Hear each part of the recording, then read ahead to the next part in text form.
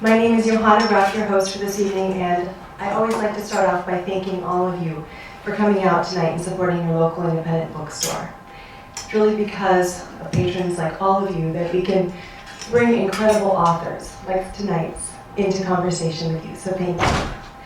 This evening it is a real honor for me to welcome Richard Blanco, historic inaugural poet, critically acclaimed author, teacher, and engineer. Born in Madrid, Richard and his Cuban exile family moved to New York and to the United States, where they eventually settled in Miami. Richard's beginnings foreshadowed his lifelong exploration of identity, place, and belonging.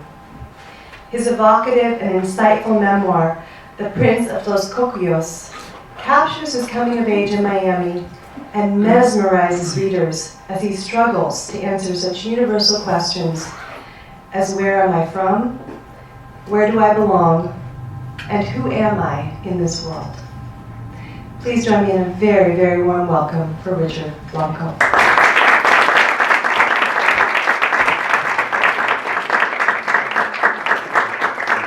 Thanks, everyone. It's a pleasure to be here. Thanks to Book Passage and for the space that allows us to come together, as I think is the best way to experience the literatures, and as it always has been sort of from its very beginnings, as a group, as a community, where it'll take on hopefully a different dimension for you rather than just reading it in your jammies, which can also be fun, but I hope that you walk away with something today that you wouldn't necessarily pick up from the book, and hopefully have a better understanding and a better read of the book. So thank you. As I like to say, I think it was the poet Machado who said that in some ways every poet or every writer is writing one poem all their life, or one story all their life, or one novel all their life, or in some ways every artist is painting one canvas all their life. And what that means, of course, I think figuratively is that, or what I take that to mean figuratively, is that in some ways every artist has this central obsession, right? Something that obsesses their life from the very start, and their whole body of work, and every sort of poem in my case, or every book that I write, is in some way trying to dimension some sense of that obsession, ask questions of it, answer those questions, and ask new questions and whatnot. For me, that obsession comes down to one word, and it's home. And all that loaded word means. Home in terms of family, in terms of community, in terms of place, in terms of cultural identity, in terms of national loyalties, and all the rest. All that big word brings into play. And it's no wonder, because as I like to say, I think that obsession began even before I was born. As I like to say, I was made in Cuba, assembled in Spain, and imported to the United States. And what that means is basically my mother left 7 months pregnant from Cuba, and I was born in Madrid. And 45 days after my birth, we immigrated to the United States. So by the time I was 45 days old, I belonged to 3 countries, and they were calling me El Galleguito, or the little Spaniard, and that was already confusing enough. And then on my birth memento here, they threw in the Eiffel Tower and the Swiss Alps as well. And I'm thinking, what the hell is going on here? And that's my newborn photo. My newborn photo was my green card photo, which I always got a kick out of. That was my very first ID in the United States.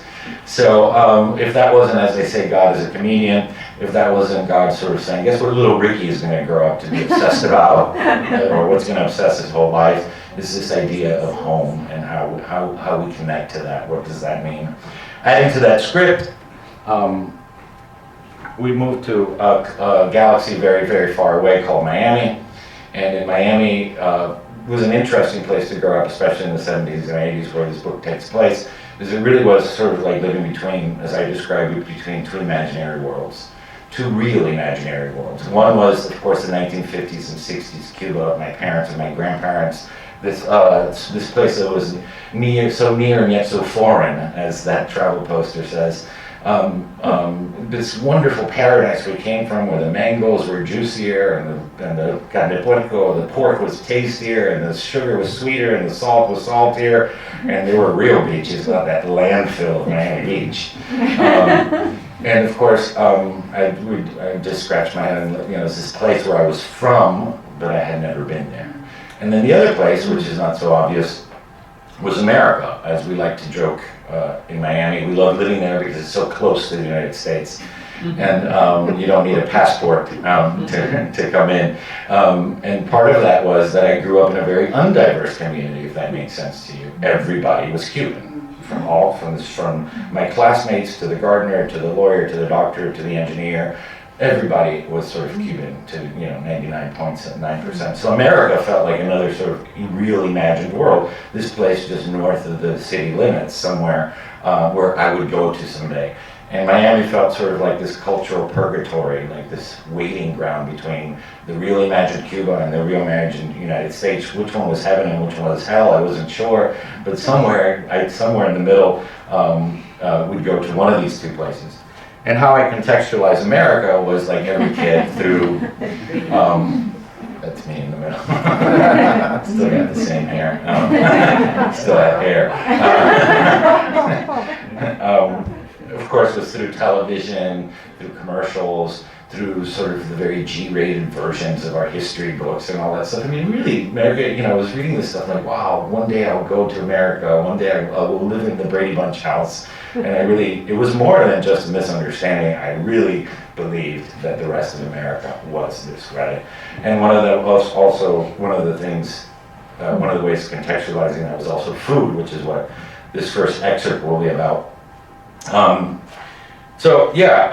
That's kind of where the Principle of Cocuyos takes that's sort of the psychological and actual physical setting of the whole book. Miami in the 1970s and 80s, and that sort of negotiation, amongst other things, but at least that's where it starts. So one of those other obsessions and one of those other iconic things, or that mythic America, was the Winn-Dixie. I don't think we have Winn-Dixies in this area, but certainly it's a big thing in the South. And if Miami's sort of the South.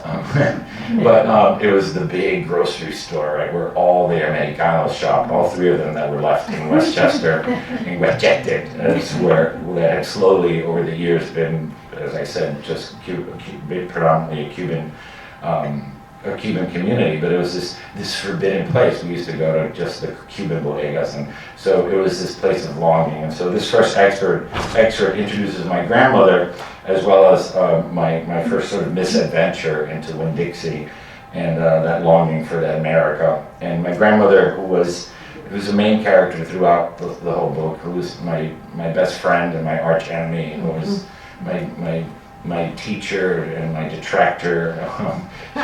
She was that one relative in your life that sort of is always on that dark and that light and that dark side always. And so anyway, here's our adventure. This is her. Notice how she's clutching her pocketbook, and also how I'm looking away from her in sheer dread, like, why are you touching me, crazy old lady? So here we go. Abuela, I don't think I have to explain, but abuela means grandmother and abuelo is grandfather.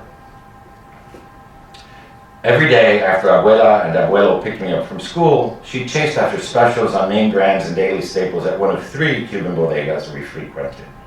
Abuelo would pull his lawn chair from the trunk, camp under a palm tree in the bodega parking lot, smoking a cigar and reading a Spanish translation of a dime store western in the shade while he waited. Abuela would tuck her beaded coin purse in her brassiere, a tip she had picked up from the New York Puertorriqueñas who had taught her how to guard her cash against would-be muggers. Some days we went to La Sorpresita, the little surprise, the smallest of the 3 bodegas. Some days we went to El Gallo de Oro, the golden cock, where the Cuban bread was 10 cents cheaper than any place else. And other days to La Caridad, named after the patroness of Cuba, Our Lady of Charity. The neon virgin with a flashing halo above the canopy was so lifelike that Abuela would insist I make the sign of the cross before going inside. Every single week I'd beg Abuela to go to the Winn-Dixie instead, but she refused to set foot in the place. There's none of our food in a Winn-Dixie. Only los Americanos shop there, Abuela had sneered. It's too expensive anyway, she'd complain, dismissing my pleas. Until the day she spotted a Winn-Dixie circular in the mail advertising a special too tempting for Abuela to ignore. A whole roasted chicken, its drumsticks crowned with fancy paper hats, and a banner beneath trumpeting its not so fancy price. Whole fryers, 29 cents per pound. What does whole fryer mean? Abuela asked me. Pollo entero, I translated. De verdad, she said incredulously. At La Caridad, I paid 34 cents on special. I played on her piqued curiosity. Sí, abuela, it's a great price for chicken. Increíble, you sure could save a lot of money. She agreed and left the circular on the kitchen counter instead of tossing it out with the rest of the mail that came in English. Few things intimidated Abuela. Among these were black magic, santeria, and Americanos. As for Americanos, Abuela wouldn't go anywhere she perceived to be wholly American, at least not alone.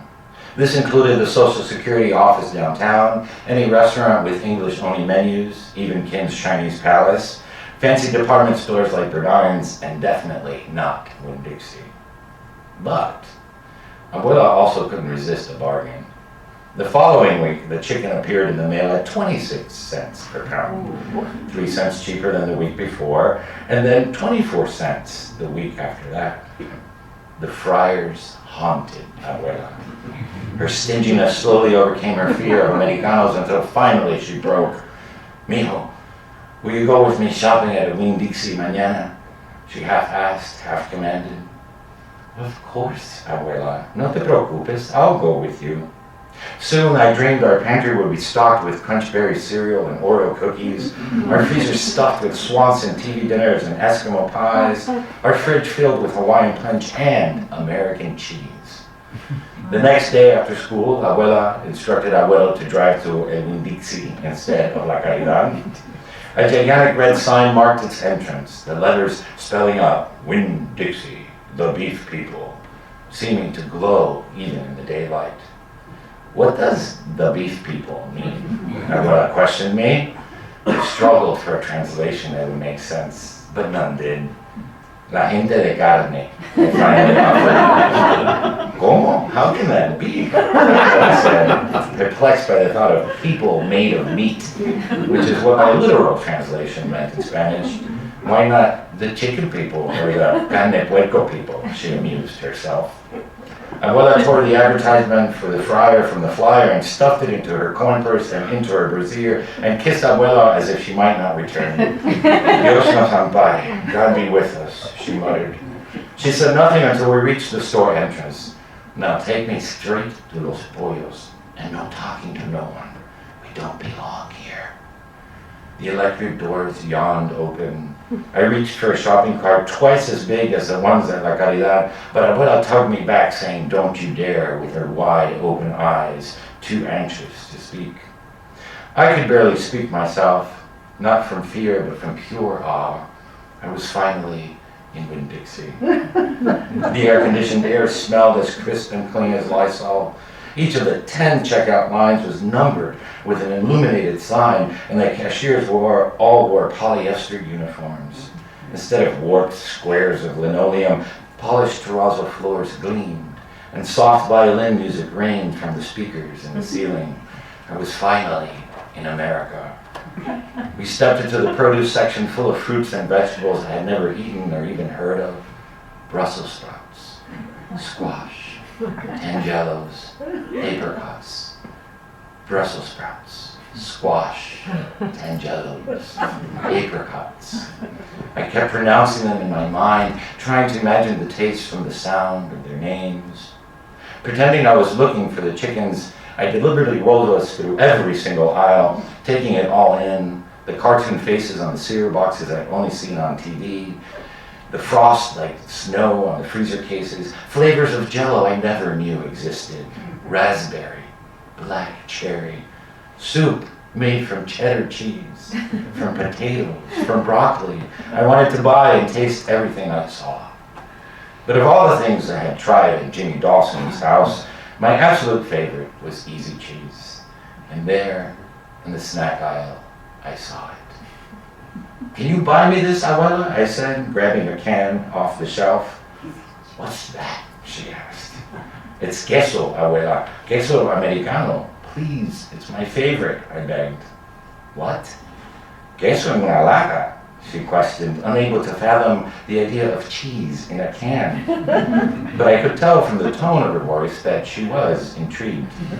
"Look," I said, spraying a dab on my finger. Excuse me, pressing a dab on my finger and licking it off. "You don't even need to put it in the refrigerator."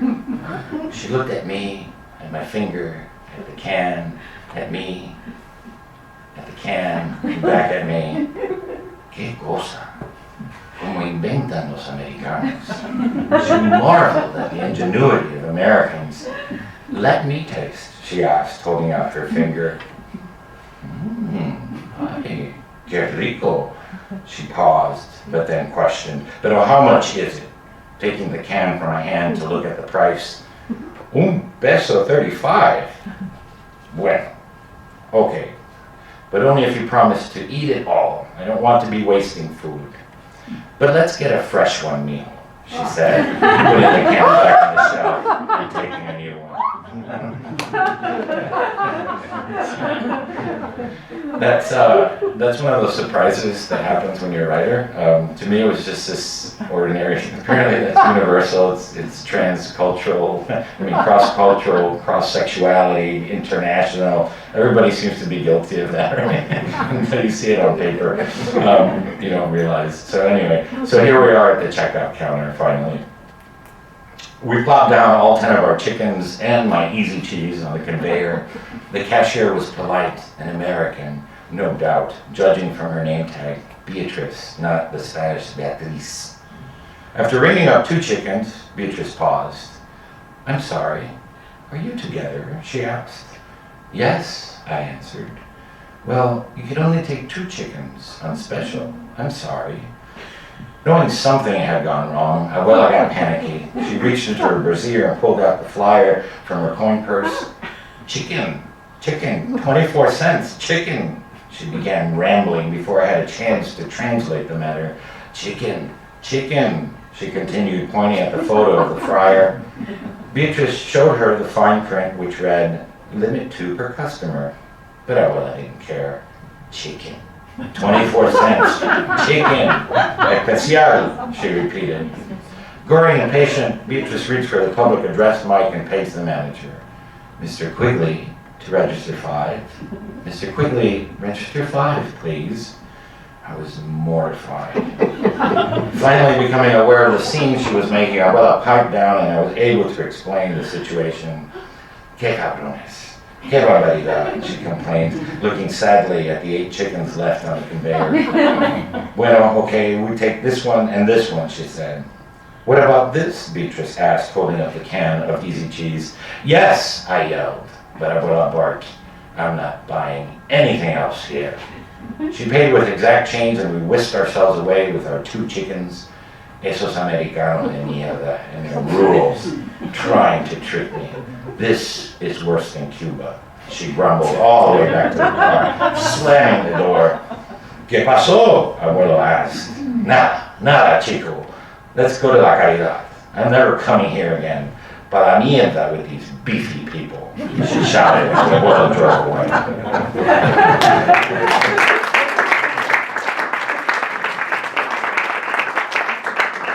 That's obviously not the last of the easy cheese or the Winn-Dixie. That's the first chapter that gives you a sense of the psychological age where the memoir starts. But it goes through a series of, as I call myself in the book, Little Ricky, or Ricatito. Goes through a series of adventures or misadventures in this quest of Little Ricky trying to find his mythic America, right? At some point I just entertained thoughts just to keep me writing of naming the book Huckleberry Blanco because it felt that way, or Running with Mangoes. Which I think what I got Augustine Burroughs to actually write a blurb for the book was that. And also each chapter focuses on a particular relationship, right? So the idea of the prince comes later on in the book, but it's this idea of that proverb, it takes a village, and really each chapter is focused about my relationship around a key person, and that was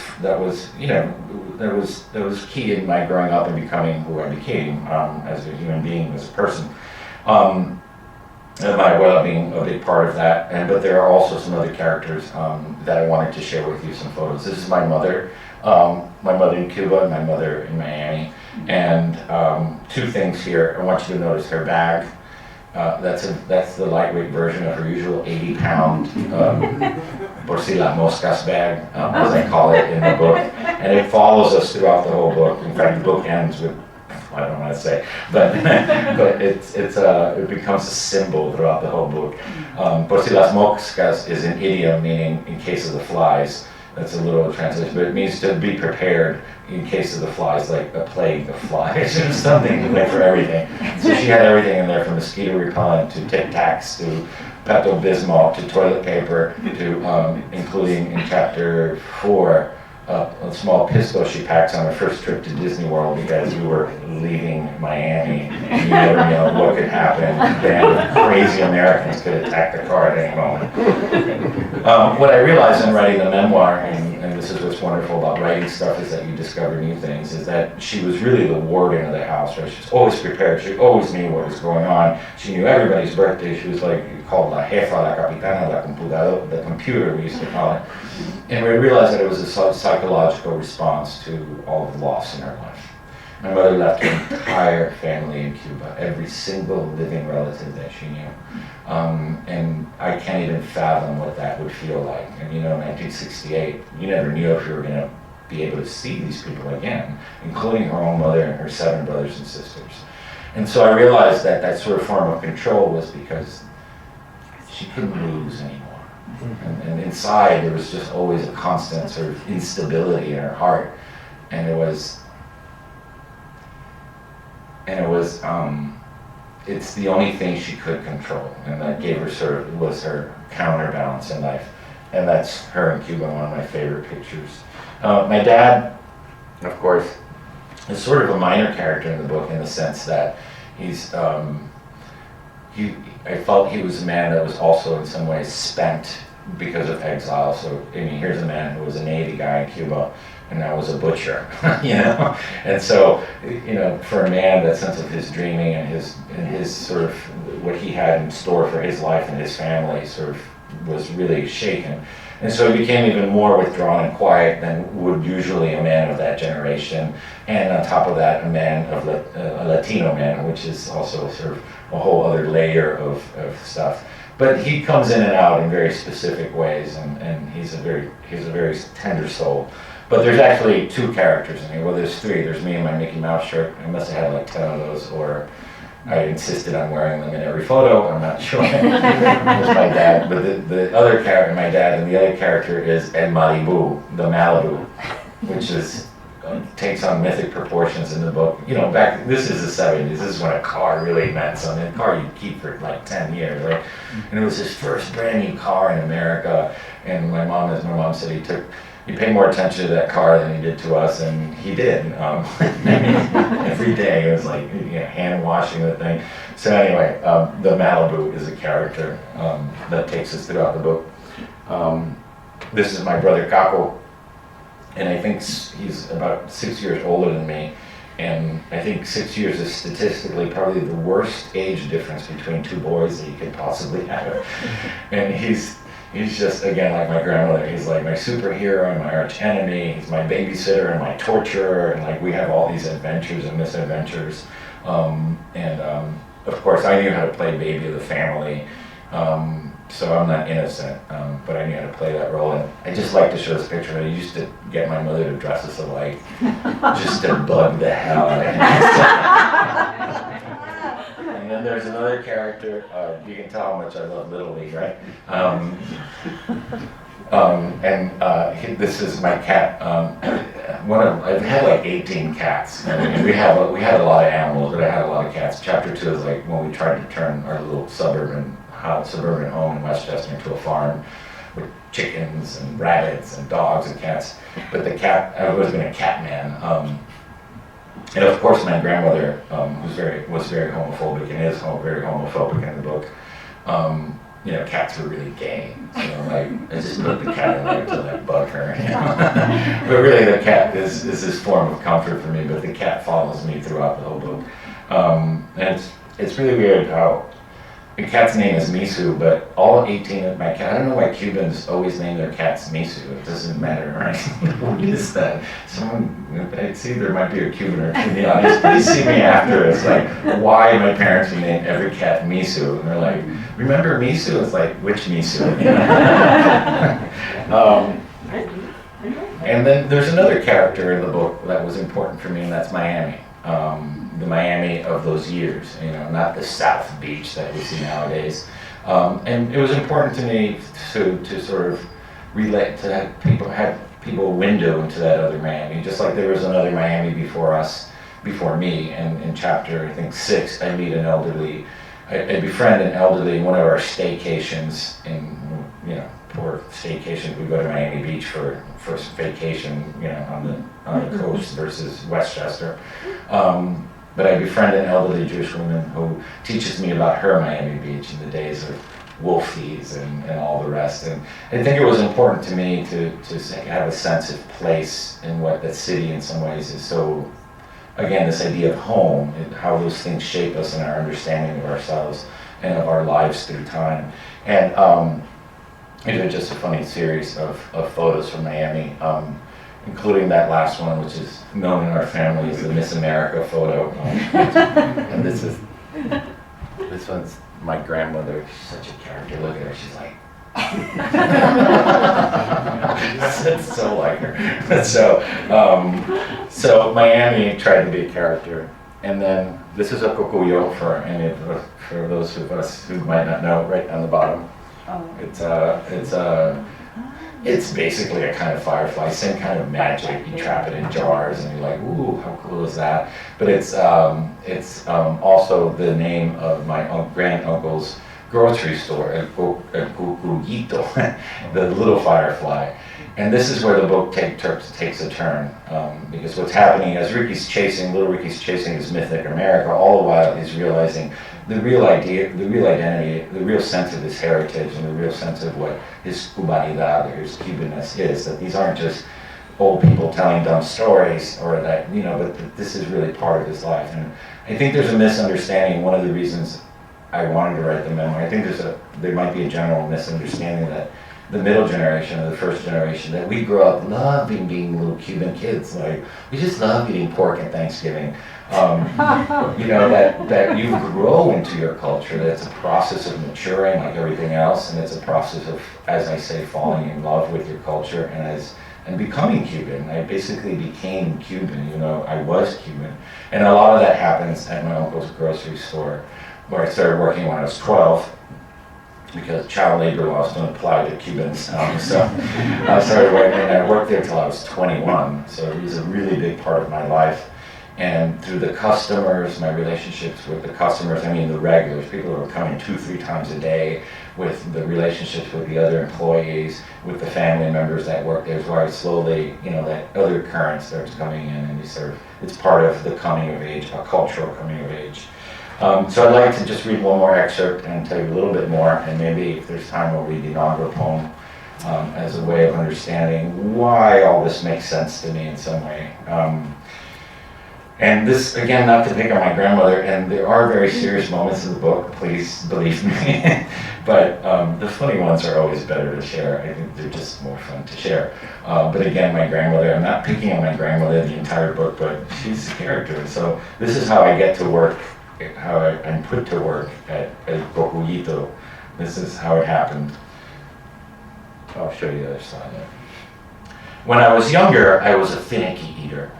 You look like un gargajo, a piece of phlegm, skinny, frail, like a woman. Los hombres need to eat a lot, Abuela insisted, and began fattening me up with a concoction of sweetened condensed milk mixed with Coca-Cola, all the easy cheese I wanted, double portions of rice and frijoles negros, and mandatory desserts. But now that I was 20 pounds overweight, she was mortified. Bad enough being a sissy, but a fat sissy? Gail, you have to lose all that gordura. And so began her campaign to slim me down. She made me ride a bike 10 times around the block every day after school, and roller skate twice a week for an hour up and down the front walkway wrapped in garbage bags so I could sweat the fat out. She even agreed to my request for a pogo stick, just like the one my cousin Marlene had, after I convinced her that pogoing would be good exercise, although she immediately cut the plastic tassels off the handlebars. You know why. After weeks of watching Abuela torment me, Mama spoke up, albeit with caution. Bueno, he's not that fat, she told Abuela. He's more like como husky, she said, mispronouncing the English word she had learned from the husky section of the boys department at Kmart, where she brought all my husky clothes. I was looking forward to the summer, running errands all day with my grandparents and their baby blue Comet that smelled like oranges, playing Aquaman at my Tia Ofelia's swimming pool, watching The Price is Right and reruns of I Love Lucy all afternoon, sitting on the couch in my underwear, munching on Ritz crackers. But all that changed a week before school let out. What Ricky needs is hard work, a good trabajo. That will make him un hombre. He's old enough. It's time, Abuela pronounced at dinner, speaking to my parents about me in third person as if I weren't sitting right across from her. Además, she continued, working he will lose weight so that his pee-pee will grow. No, if he doesn't lose all that fat before he turns 13, his pee-pee will shrivel up, become nada. I gulped. My pee-pee shriveled right then and there. Except for Caco choking his food as he tried to stifle his laughter, complete silence followed Abuela's announcement. She shoved another mound of black beans and rice onto her fork with her pudgy thumb, stuffed it in her mouth, and continued talking. Remember what happened to Juan El Bobo back in Cuba? I warned his mother, but she didn't listen. Then it was too late. He had to have an operation, and they still couldn't pull it out. This is like where you wish you were lying about your life. There was always some character I knew in some town in Cuba who served as a perfect example of some good or bad fortune. She continued with her plan. Ya hablé con Don Gustavo. He'll let him help at a Cocuyito all summer for $55 a week. Then delivered her ultimatum. He goes to work, or si no, he goes back to baseball at Flagami. No, anything but baseball, I thought. Flashing back to those dreadful 98-degree afternoons in left field, shooing away gnats, terrified of fire ants, the fly balls I could never catch, the booze every time I struck out at bat. I hated baseball, and Abuela knew it. She knew I wouldn't object to working at a Cocuyito given the alternative. Once again, my parents didn't protest. When I was a young child, before Abuela and Abuelo had moved to Miami and could babysit me on weekends, my parents had to take me with them every Saturday and Sunday to El Cocuyito, where they worked at the time, he as a butcher and she as a cashier. I'd spend the day playing hide and seek by myself, crouching between dusty boxes stacked like giant toy blocks in the storeroom, or chasing the old guard dog, Napoleon, as he limped through the stockroom. When there were no customers at the checkout, Mama would plot me on the conveyor belt, my magic rubber carpet. When Don Gustavo went home for lunch, Papa would let me wear his white smocks that reached my ankles like a dress. He would take me into the meat locker, a room full of death and bitter cold that somehow also felt magical. The hanging sides of beef towering over me like dinosaurs in a museum, the bags of frozen cow tongues as big as my arm, my breaths floating away like tiny clouds, which I followed in awe until they disappeared. El Cocuyito was a magical part of my childhood, and despite the reasons for my employment, I looked forward to working there.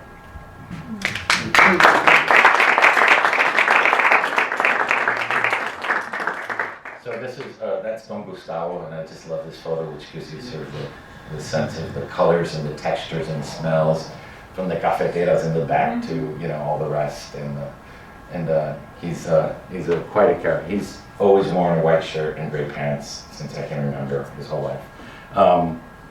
This is my tia Gloria, Don Gustavo's wife in the book, and she's an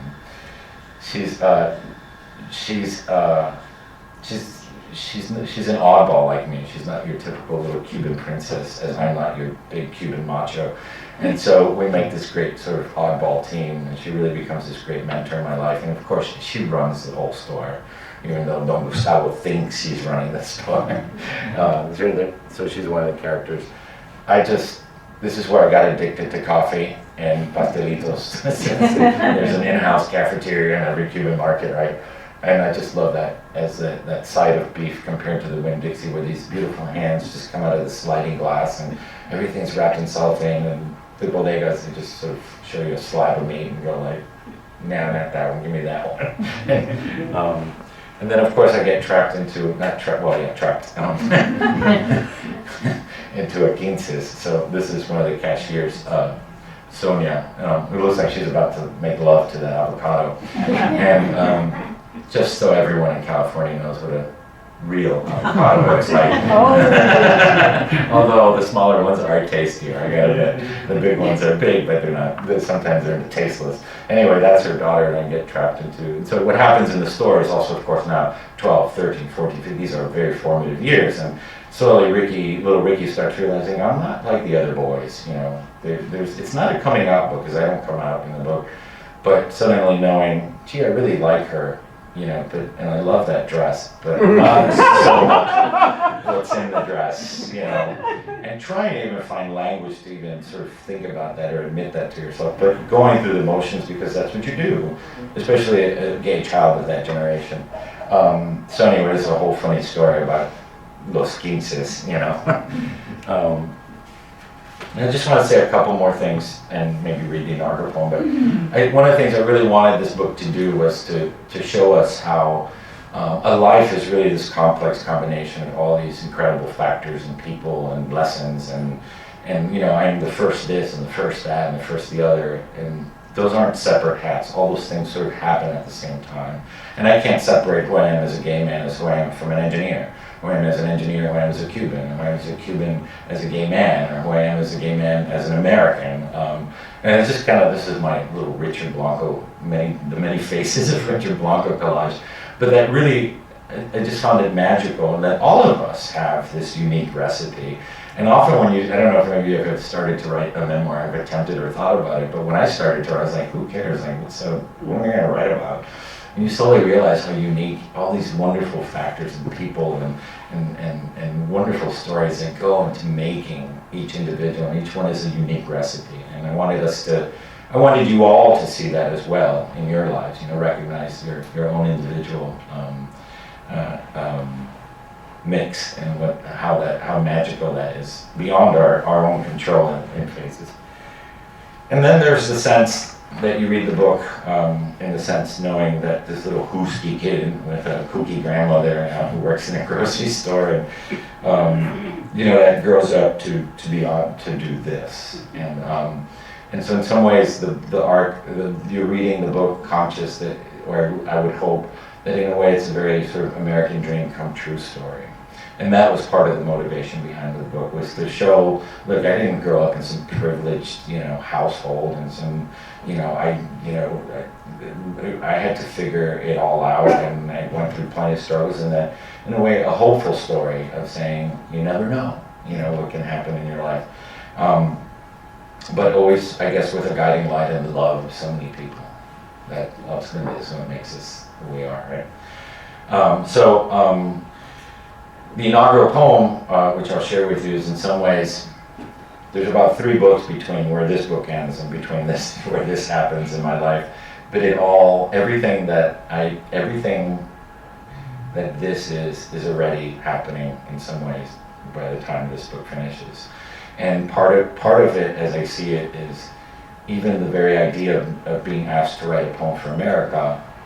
From the very beginning, that was the question in my head. This has been my obsession about home. What is home? And still, even when they asked me to write that poem, still thinking about that in my work, and then having to confront that.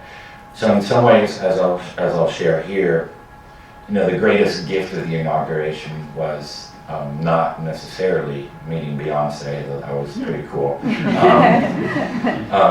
But that I felt in some ways, that I was home finally. That home was in my backyard all along, and that I didn't have to be Peter Brady or Marcia Brady.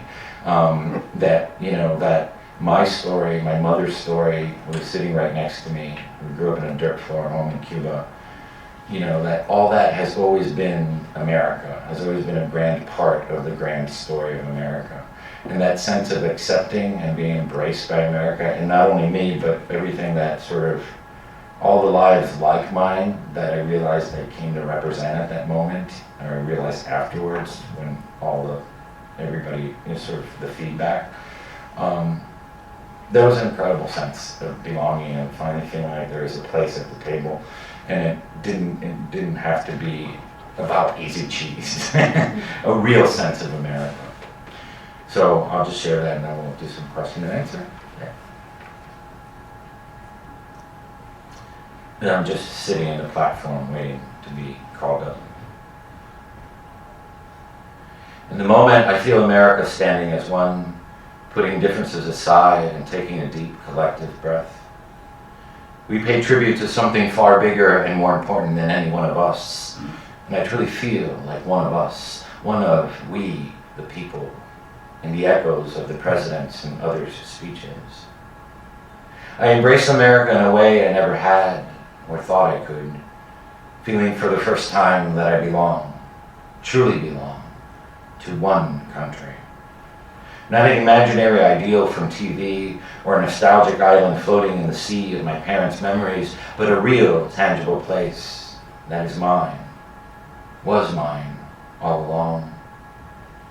I turn to my mother and whisper, "Mama, I think we're finally Americanos." She gives me a tender look, as if saying, I know. Senator Schumer introduces me and calls me up to the podium. My mother squeezes my shoulder. I stand more confident than I imagined I would or could be, transfixed by the moment that is no longer about me or my poem or my glory, but about our country. Still, I'm surprised when the president and vice president stand up to greet me and shake my hand on my way to the podium. They both whisper something in my ear that I can't make out, but their gracious gestures speak silently to my heart. Silently, as if saying, "Richard, here is your country. This is your story. Here, your home." I step up to the podium, look out over the crowd, a patchwork quilt of lives, of stories spread across our ground, under our sky, beneath our one sun. I take it all in as I take one deep breath, and then another. This is for them. This is for us. This is for all of us, I think to myself, and begin speaking into our wind. Mr. President, Mr. Vice President, America, one today. One sun rose on us today, kindled over our shores, peeking over the Smokies, greeting the faces of the Great Lakes, spreading a simple truth across the Great Plains, then charging over the Rockies. One light, waking up rooftops, under each one a story told by our silent gestures, moving behind windows. My face, your face, millions of faces in morning's mirrors, each one yawning to life, crescendoing into our day. Pencil yellow school buses, the rhythm of traffic lights, fruit stands, apples, limes, and oranges arrayed like rainbows, begging our praise. Silver trucks heavy with oil or paper, bricks or milk, teeming over highways alongside us, on our way to clean tables, read ledgers, or save lives, to teach geometry or ring up groceries, as my mother did for 20 years, so I could write this poem for us today. All of us, as vital as the one light we move through. The same light on blackboards with lessons for the day, equations to solve, history to question, or atoms imagined. The I have a dream, we keep dreaming, or the impossible vocabulary of sorrow that won't explain the empty desks of 20 children marked absent today and forever. Many prayers, but one light breathing color into stained glass windows, life into the faces of bronze statues, warmth onto the steps of our museums and park benches as mothers watch their children slide into the day. One ground, our ground, rooting us to every stalk of corn, every head of wheat sown by sweat and hands, hands cleaning coal or planting windmills in deserts and hilltops that keep us warm, hands digging trenches, hands routing pipes and cables, hands as worn as my father's cutting sugarcane, so my brother and I could have books and shoes. The dust of our farms and deserts, our cities and plains mingled by one wind, our breath. Breathe. Hear it through the day's gorgeous din of honking cabs, buses launching down avenues, the symphony of footsteps, guitars, and screeching subways, the unexpected songbird on your clothesline. Hear squeaky playground swings, trains whistling or whispers across cafe tables. Hear the doors we open for each other all day, saying hello, shalom, buongiorno, howdy, namaste, or buenos dias, in the language my mother taught me. In every language, spoken into one wind, carrying our lives without prejudice, as these words break from my lips. One sky.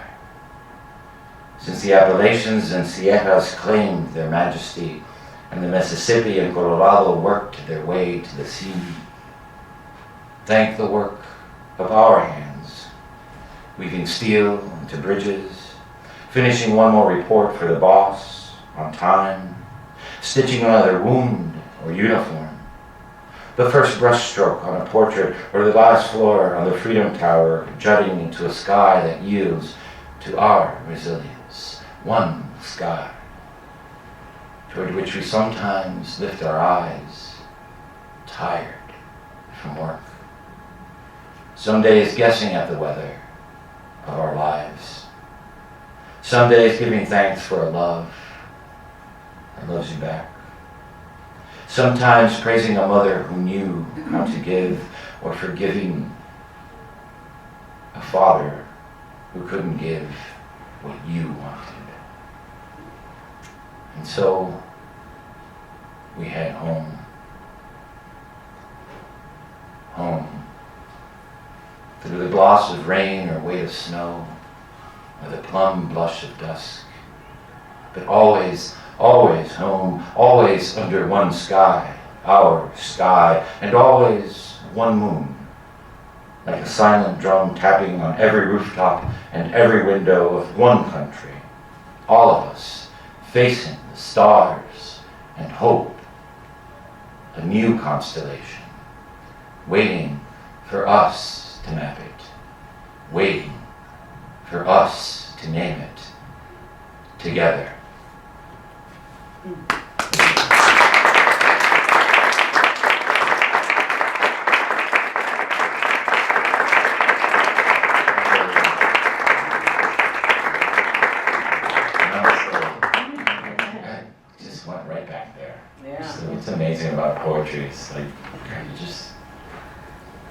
was there. Do we need the lights a little bit for questions? I mean, Watch your eyes. there's some fireflies in here tonight. Never mind. Put 'em back. I know. I was the youngest, but I don't know. Any questions at all? I Sure. have a question. I'm halfway through your book. Sure. I'm also Cuban. Okay. And I'm in the middle of, you're going to Disney World. Okay, yeah, And you're talking about how much you hate Cuban music. right. I have a question. Do you like it now? I love it now. Okay, thank you. I mean, I'm a salsa, like, Okay, I said I'm a German, music like- snob now, Yeah. like, and I started learning, slowly, but again, it's this generational thing, right? It's like, my parents are listening to salsa, we're listening to AC/DC, you know? Yeah. I mean, my parents didn't know who the Rolling Stones were. I mean, that's just how, the generational, on top of the generation, there's the cultural divide.